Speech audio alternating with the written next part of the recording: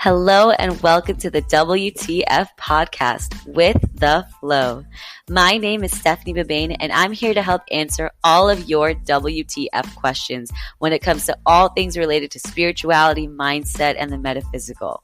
I'll answer your what the F, who the F, where the F, when the F, why the F, and even though it doesn't start with a W, the occasional how the F questions that you might have upon entering the world of personal development and embarking on a spiritual journey.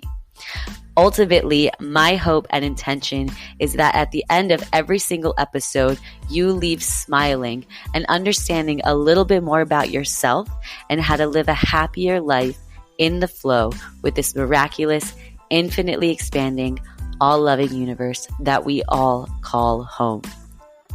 I love you. Let's effing do this.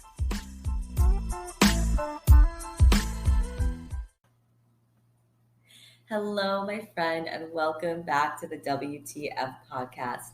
If you're tuning in again after listening to the first two episodes, thank you so much for showing up and coming back. It means so much to know that you are liking what you hear so far, that what I'm saying is resonating with you, and that it's creating more curiosity that inspires you to want to learn more. If this is by chance your first time tuning in and you haven't listened to the first two episodes, I do highly recommend that you listen to them as a way to help you better understand what's going to be said in this episode. So right off the bat, you guys, I always tell you, because I just feel like sharing everything, this is my fifth time recording this episode. Podcasting is not easy for me right now, guys. And I know that there's like video editors and stuff, but I have not figured that out yet. So I am just doing what I can. And it is amazing what has just happened in the last 2 hours that I've been recording this. The first episodes were just meh. The second one was beautiful and perfect and went all the way through, but there was some kind of hiccup where I was re-listening to it and the episode cut off in the middle of one sentence and then jumped to a completely different sentence. So then I went for a fourth one and my Google Play reminder went off. And then I went for my fifth one and an alarm that I didn't even know I had on went off. And so I'm just here now doing this for the fifth time, trusting that this is going to be the best one yet. No pressure. Okay, now that I've gotten that off my chest, because I had to get that off my chest, I am going to share with you the topic of today's episode. And it is a perfect, in my opinion, segue from last week's episode. Last week's episode, I started to explain to you who the F you are and why the F you're here. This week's episode topic is who the F created you, who the F made us, and what the F do we call it? Okay? I am not about to pretend that this is not a loaded topic. And I say, in my opinion, that it's a loaded topic because there are so many different perspectives and viewpoints that come with this topic. Because I am basically talking about what most people would consider God, what most people would call God, is the source of all creation.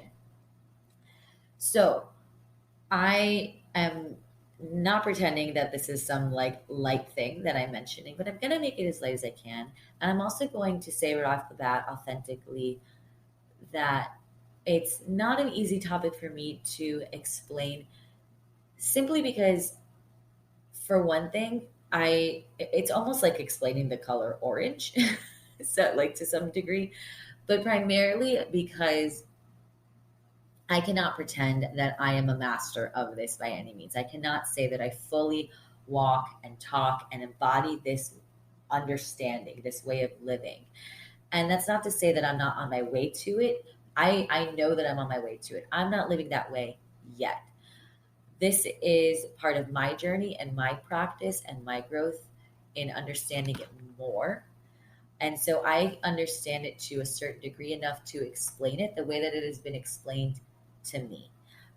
It's now just a matter of repeating and acting on it with full faith in this understanding. So I want to come from that place of authenticity in that what I'm explaining to you, I'm learning and grasping too. But do know that everything that I'm explaining to you has been backed by 3 years of studying, is backed by numerous spiritual texts, numerous personal development books, books that have bred incredible leaders. It's also come from years of working as a Reiki master and years of mentorship. I'm actually under mentorship from one of the best teachers of this material in the world. So know that I'm explaining it to you the way that it's being explained to me, just from my own standpoint, my own perspective and experiences as well. So, who the F created us and what the F do we call it? Right off the bat, I am going to tell you that it does not matter what you call it. All that matters is that you pick a word that resonates with you and your values. You pick a word that feels best for you. So you may have heard in the other podcast episodes that I'm constantly interchanging the words, and that is just simply what I do. I switch back and forth. Sometimes I say spirit, sometimes I say the universe, sometimes I say source energy. So every now and then I say creator, not very often. And I do, in fact, use the word God. But you can call it any one of those things. You can call it a higher power. You can call it the Grand Freaking Puba if you want. If you want to call it Frank, call it Frank. I really don't care, as long as it feels good for you. What's more important is your understanding behind what it is that you're referring to than what you call it, and that you grasp your connection to it. So I will say that I understand why God is such a turnoff word for a lot of people. It's more than likely due to the association that it has with religion, whether you've had a negative experience with religion and been given this ideology, this perspective of who and what God is and what he thinks of you and et cetera, et cetera. Or maybe it's the fact that you've never considered yourself a religious person at all. And so the use of the word God is just uncomfortable for you and it doesn't resonate with you. Either way, that's fine. Don't use the word God. I personally am Jewish. I grew up Jewish. I have never considered myself a religious person, even though I am Jewish and I have celebrated the holidays. I've never grown up religiously. I've never fully, strongly practiced the faith. So I use the word God. The word God does resonate with me, but know that anytime that I'm using it, it is not at all from a religious standpoint or perspective by any means, in no way, shape, or form. It's from a very objective, purely spiritual, for lack of a better word, perspective. It is a word that feels good for me and it resonates with me, but not for religious reasons. And so I want to give that clarity because I know I'm going to end up using it. However, I will do my very best to stick to words more like universal source energy for the sake of relatability. And I think that source energy is really such a good way to say it, simply because when you ask the question, who the F created us? Well, if you remember from the other episode, I shared with you that everything in this entire universe is made out of energy. All science and all theology agrees that everything in this entire universe is made out of energy. And so when you think of the word source energy, it means an energy source. Because if everything is made out of energy and energy is constantly flowing to and through us, then it's coming from an energy source. Regardless of what you believe in, whether you want to call it the universe, whether you want to call it God, whether you want to call it energy, you cannot deny that we all come from the same source. We all come from the same source. Science has clearly stated that we are made from stardust. Whatever made the stars, whatever made mountains, whatever made this entire mysterious, miraculous galaxy also made you. And it also made me. So we all come from the same one thing. And so source energy is a really perfect, like bare boned, like clear as day explanation of what the F created us. When I speak of God, part of the reason I'm comfortable with using that word is because when I use the word God, I am not thinking of a person. And so if you're anything like me in the past, because of truly just a lot of TV watching and the media, I used to picture God as a white man with white hair and a white robe. But what I've come to learn and understand through my studying, through my teachings, is that God or source energy, this uh, source of all creation, does not have a gender and it does not have one single form. So, one more time, I'll say that. The source of all creation, what some people call God, does not have a gender and it does not have one single form that it takes on. What do I mean by it does not have one single form? Well, if you go back to energy, okay, we know that energy cannot be created and it cannot be destroyed, meaning that all the energy that ever was still is.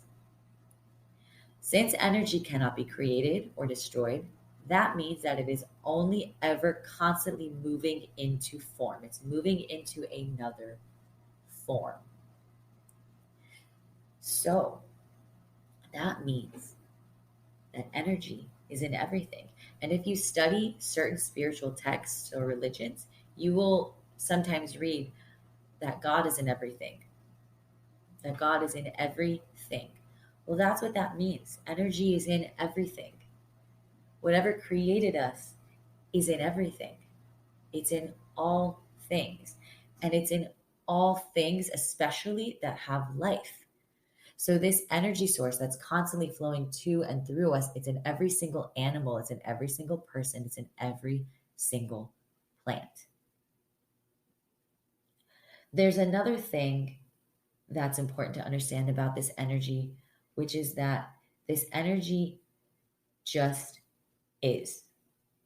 And I mentioned that, but I'm going to restate it because it's really important. This energy just is. It's not good, it's not bad, it's not positive, and it's not negative. Whatever is good or bad or positive or negative, that is subjective to our human experience. The universe or God or source energy, whatever you want to call it, it is completely, totally, and utterly impartial. It is completely impartial,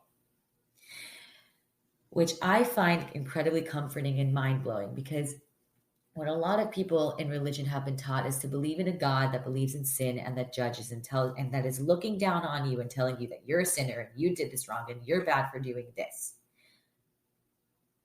I know that this may not be easy to hear if religion is something that you practice. And so please know that I am not trying to offend. But from what I've come to understand, that is just not true. It is just not true.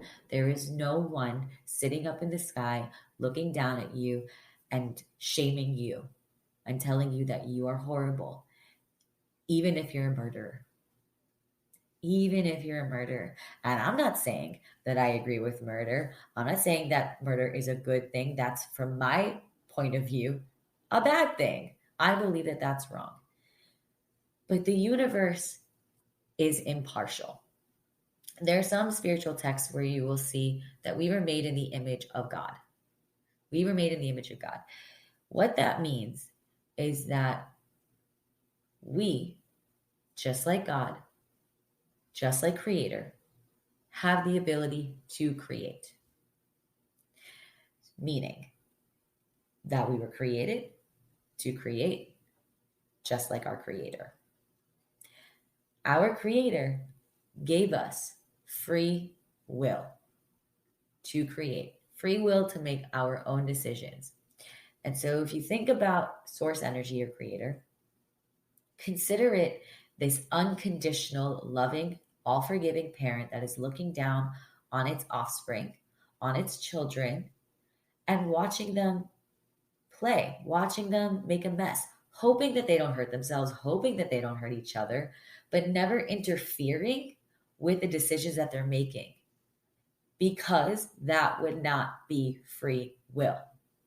So even though, yeah, there are horrific things happening in the world, what I would consider horrific, like murder and rape and whatever else heavy topics you might think of that come to mind, the universe is not causing that. The universe is not looking down and shaking its head saying, you're a piece of shit and you're going to hell. The universe is observing and witnessing what it is that you're creating, while providing all the resources required that you need to create what you want. The universe doesn't understand want versus don't want. The universe only responds to what you're focusing on with emotion. And I mentioned that whatever you think habitually and emotionally get involved with on a consistent basis, the universe is responding to that. Always, it's impartial. So if you're thinking about debt and scarcity, the universe loves you and wants to give you what it is that you're asking for. So the universe is like, okay, here's debt and scarcity. But then if you think abundance, the universe will give you abundance. The universe is always rooting for you based on the fact that it wants you to have whatever it is that you're asking for. That's, I know, not an easy thing to wrap your head around, but that is what I come to understand is the truth. I mentioned just now that the universe is like a loving parent and we're its offsprings, and that we were made in its own image. If you think about the Big Bang was essentially source energy expanding and fractioning itself and making more of itself. That's you and me. That's every single plant. That's every single animal. The universe wanted to experience life on a physical level. And so that is why we're here. We are here to experience life and create as we go. And we are being guided, responded to by an impartial universe that has no gender, that does not take on one single form.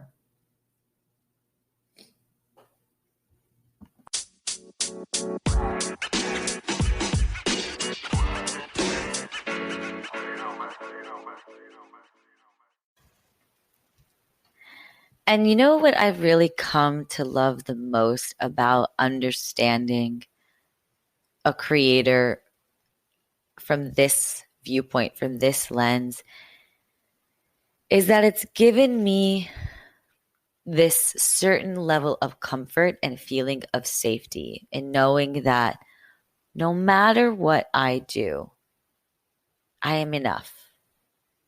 That no matter what I do, I am loved, I am accepted, I'm not going to hell, I'm moving forward. I am having an experience of my own choosing, which gives me all the power. And no matter what the result is, I'm going to the same place that I came from. And that is what I think is so comforting is, you know, if you ever choose to, you know, if you leave this podcast and you decide that you want to have a conversation with the universe or source energy or whatever it is, you don't have to do some crazy, crazy prayer with all of these very formal words. You can have the most laid back and casual conversation because you are also talking with the source that created humor, that created anger, that created everything that we know, that we experience, every feeling, every emotion. It created curse words. It's not like the universe doesn't know what a curse word is. I mean, this episode is called the WTF podcast, and yeah, it's with the flow, but it means what the fuck. It means what the fuck. You can literally sit down and talk to the universe and say what it is that you want to say, but then let it go. Like if you're feeling angry, let it go. Use it as a way to release, not to hold on to your anger, because whatever you're holding on to, whatever you're focusing on, the universe is going to respond to that and give you more of that because you're putting so much energy into it. You're taking the energy that is flowing to and through you and you're manipulating it through your anger, through your thoughts, through your words, and creating more of the same. So use your time to talk to the universe, to release whatever you want to release, and then talk about what you do want. Start treating it like it's you because it is you.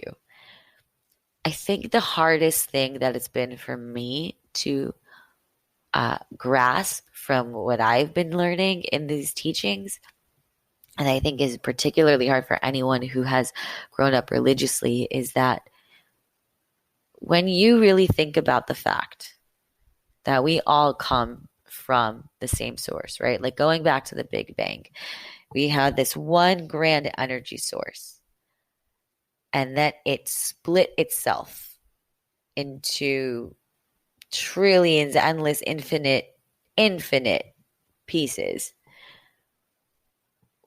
being us essentially. That means that all of us collectively are connected. Every single one of us is connected because we come from the same source. And because we are all connected and we are fractions, individual fractions of that source, that means that all of us collectively as a whole make the universe. So what I'm essentially saying, which is what has been not easy for me to grasp, is that you and I are God. We are not just the children of God, not just the children of the universe. We are God. We are the whole universe. We are one whole creation. We are a collective. That's why when you always hear like we are one, it's because we are. We literally are. The universe, Big Bang, sections itself off, made us. You bring all of us together. We are all one. We are the universe. And what's such an important point that I wanted to make earlier that I forgot, and just FYI, if the sound is different on this audio, it's because this entire time I've been wearing my headphones and haven't had it plugged into the computer, but I am not recording another episode. So here we go. I noticed, and now I'm recording a new track. Anyway, a really important note that I wanted to make earlier when I was talking about an impartial God, an impartial universe, is that right and wrong, good and bad, is subjective based on our experience. And you'll read in some text, like for example, there's a book called A Course in Miracles where we'll talk about wrong-minded thinking. It's really difficult to not use certain words just because there are no other ways to explain it. So if you ever read something like wrong-minded thinking is the idea that we are separate from one another. It's the idea that we are not essentially brothers and sisters and all connected. It's this idea of separation. And I bring that up because going back to right and wrong being subjective, it's so obvious. It's so obvious in the way that we live that no one has one consistent idea of what's good or bad or right or wrong. That means that every single human being on the planet would be in agreement with one another. And if every single human being on the planet were in agreement with one another, then we would not have war. Our planet would not be dying. There would be no arguments, no debates. We would all just agree because, yes, this is right. Yes, this is wrong. Yes, this is good. This is bad. But I know this is a very drastic example, but like to a murderer, murder is right. Murder is good. And to most majority of people, and I, of course, myself, I don't feel like that's right. I don't feel like that's good. But from their point of view, from where they're standing, it is. That's why they did it. And that's what war is, isn't it? I mean, it's literally just people killing each other, but it's different because we're fighting for what's right. Do you kind of get what I'm saying here? Like, I personally see no point in war. I think that there are much better ways to resolve issues, but that's the way that things have been done for thousands and thousands and thousands of years. And that's just what people consider the right thing to do, to such a degree that that's what we do. There's such a majority of a belief that that's the way that we do things. And that goes for so many other things. I'm picking really drastic examples, but there is no one right way or one wrong way. That is purely subjective. The universe does not think the way that we think. It does not look at war and say that's the right way or that's the wrong way. It just doesn't. It just is. It doesn't get emotionally involved the way that we do. Ultimately, the universe, like any loving parent, doesn't want us to hurt each other, doesn't want us to destroy our planet. But because we have free will, the universe does not get involved.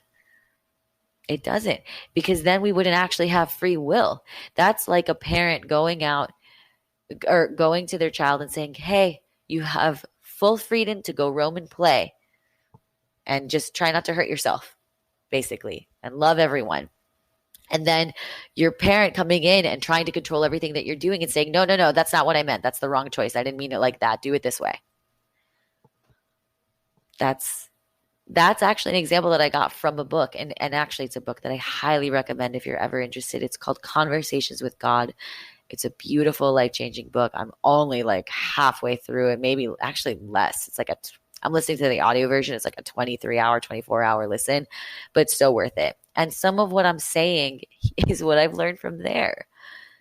So I'm going to go ahead and leave it here because I feel like it's starting to be a little bit longer of an episode, and there's so many different ways that I can take this topic. And like I said, this is my 5th time recording it. So I hope so much that this makes sense to you and that you have a better understanding of where it is that I'm coming from. And if any of this offended you, please know that my intention is solely loving. And again, this is information that I have gained through a lot of studying and a lot of backed up sources. It's not just some hippy dippy mumbo jumbo that I'm making up. And again, it's not something that I am fully understanding, because what I've learned is true understanding means that you're living it. And I know that I am not fully living it yet, but I know that I'm starting to. And more, the more I study, the more I am. And this podcast is proof of that. Because this podcast, I was sitting on it for 2 years. And as I came to study more about the universe, and ultimately, because if I'm studying the universe, I'm studying myself, I came to find comfort in taking the risk of doing this, of putting myself out there, of being my most authentic self, of making mistakes, of risking failure, of risking sucking, of risking being ridiculed, because ultimately I know that I'm unconditionally loved. I know that I'm the creator of my own reality. I know that in the grand scheme of things, I am enough. I am okay. I am powerful. And that's the same thing for you. Everything that I just said about myself, I'm saying to you. You are all of those things. Because I am you and you are me. What made me made you. What made you made me. You and I are connected. There's no denying it, whether you feel that or not. It is. It's true. And that's part of why I say I love you. Because I do. I'm going to leave it here, like I said. And if, again, you choose to have a conversation with this higher power, be your total self. Take this conversation and consider it a conversation to you. Use the energy that is you to create more of what you want, to walk in the knowing that you're safe. That's the biggest thing that I hope you can take away from this is that you're safe. That's something that I am constantly telling myself. If ever there's any kind of result that I don't like, that I wasn't expecting, that I didn't realize I was bringing in, I have to remind myself that I'm safe. So, and that everything's okay. Safe and everything's okay. So, have the most wonderful week. I cannot wait to speak to you again. If you have any questions on this topic, if you'd like to share anything with me, feel free to reach out to me. Take a moment to listen to the closing outro for how you can reach me on Instagram. I will likely be creating a Facebook group soon for this podcast, and I will always share anything else that I create as I move forward. With that being said, make sure that you find a reason to smile. And if you can, make somebody else smile too. I love you so much. Talk to you next week. Thank you so much for taking the time to listen to this episode of the WTF podcast. I hope that you gained all kinds of value from listening and that your WTF question was answered. If you like what you heard and you want to hear more, then be sure to hit the subscribe button and follow me on Instagram at Coach Stephanie B. If you have a WTF question of your own, or you have any interest in working one-on-one with me, then feel free to send me a private message. And when it comes to your question, I'll do my best to answer it either here or privately. In the meantime, until the next episode, I'm wishing you the most wonderful day, the most wonderful week, and reminding you to smile and then see if you can make somebody else smile. Until next time.